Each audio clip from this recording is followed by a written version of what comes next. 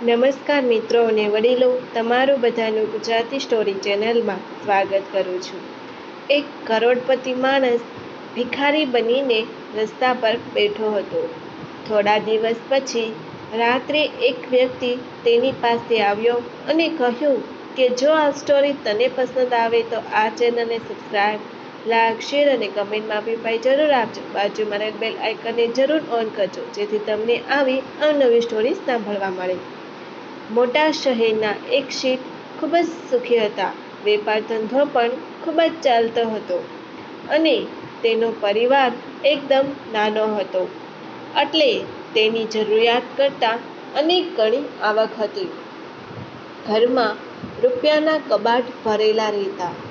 શેઠનો દીકરો બધો કારોબાર સંભાળતો હતો અને શેઠ બધું ધ્યાન રાખતા કે દીકરાની ક્યાંય ભૂલ તો નથી થતી ને.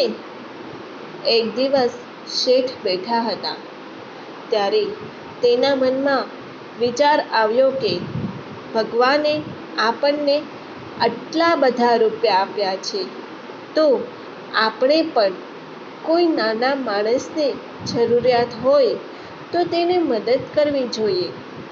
વિચાર તો સારો આવ્યો, પણ સાચી જરૂરિયાતવાળું કોણ છે એ કેમ કરીને જાણવું? એ વિચાર કરતા કરતા શેઠે નક્કી કર્યું કે તે એક દિવસ ભિક્ષુકનો વેશ ધારણ કરી અને રસ્તા પર જ્યાં માણસોની અવર જવર વધારે હોય ત્યાં જઈને બેસી ગયા અને આવતા જતા બધા લોકો પર નજર રાખતા લાગ્યા. આવતા જતા લોકોમાંથી કોઈ લોકો શેઠને ભિખારી સમજીને 1 રૂપિયાનો સિક્કો પણ આપતા જતા. બાકીના લોકોને તો તેના કામકાજના હિસાબે સામે જોવાનો કે રૂપિયા આપવાનો સમય જ નહોતો.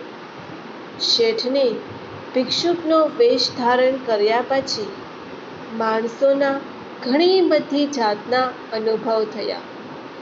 એક દિવસ રાતના સમયે એક વ્યક્તિ શેઠ પાસેથી નીકળે છે અને તેને ભિક્ષુકને રૂપિયા દેવાનું મન થાય છે, જેથી તે શેઠની પાસે ઊભો રહી અને પોતાનો ખિસ્સો તપાસે છે, પણ ખિસ્સામાંથી કશું નીકળતું નથી. ત્યારે તે શેઠને પૂછે છે કે તમે કંઈ ખાધું છે કે નહીં? ત્યારે શેઠ તેને કહે છે કે મેં આજે કશું ખાધું નથી. ત્યારે તે માણસ શેઠને પોતાના ઘરે લઈને જાય છે. એકદમ જૂનું ઘર, જેમાં એક રૂમ અને નાનું રસોડું હોય છે. રૂમ અને રસોડા વચ્ચે એક જ લાઇટ હોય છે. તેના ઘરે જઈને શેઠ તે વ્યક્તિને પૂછે છે કે તમે શું કામ કરો છો? ત્યારે તે જવાબ આપે છે કે હું અહીંયાથી 70 કિલોમીટર દૂર એક ગામમાં નોકરી કરું છું અને મારા ઘરમાં 2 નાના બાળકો છે. હું સવારે વહેલો જાગી અને નોકરી પર જાઉં અને રાત્રે ઘરે આવું છું. આખો દિવસ કામ કર્યા પછી રાત્રે ઘરે આવવા મળે. ગરીબ માણસની મજબૂરી હોય, જે નોકરી મળે તે કરવી પડે. કામ ન કરીએ તો આ છોકરાઓને ખવડાવવું કેમ? શેઠ બધું જોઈ રહ્યા હતા.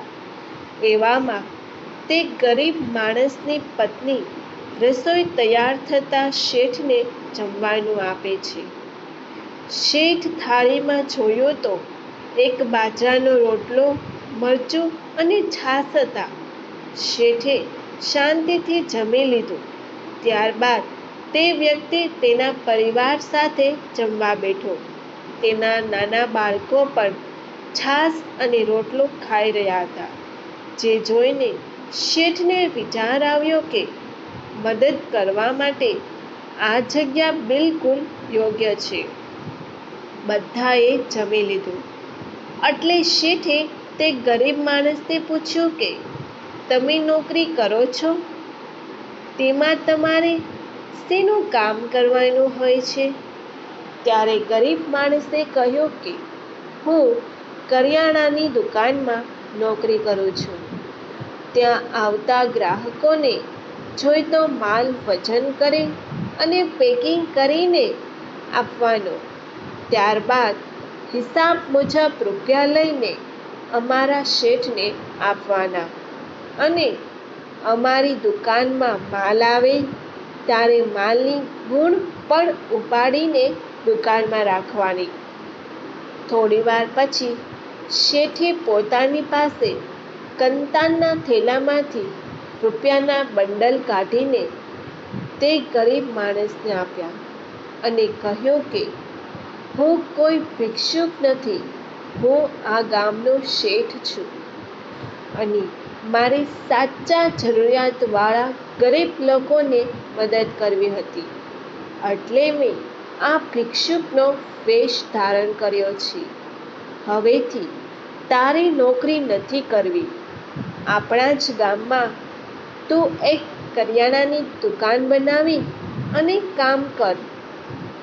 ત્યારે ગરીબ માણસે આનાકાની કરતા કહ્યું કે હું આટલા બધા રૂપિયા સંભાળી નહીં શકું. દુકાન તમે કરો અને હું તે દુકાન ચલાવી દઈશ. ત્યારે શેઠને પૂરેપૂરો વિશ્વાસ બેસી ગયો કે હું યોગ્ય જગ્યાએ જ મદદ કરી રહ્યો છું. જો આ સ્ટોરી તમને પસંદ પડી હોય તો દરેક લોકો સાથે શેર કરજો. આવી સ્ટોરી સાંભળવા માટે આ ચેનલને સબસ્ક્રાઇબ, લાઈક, શેર અને કમેન્ટમાં આપી જરૂર આપજો. સાંભળવા માટે તમારો આભાર.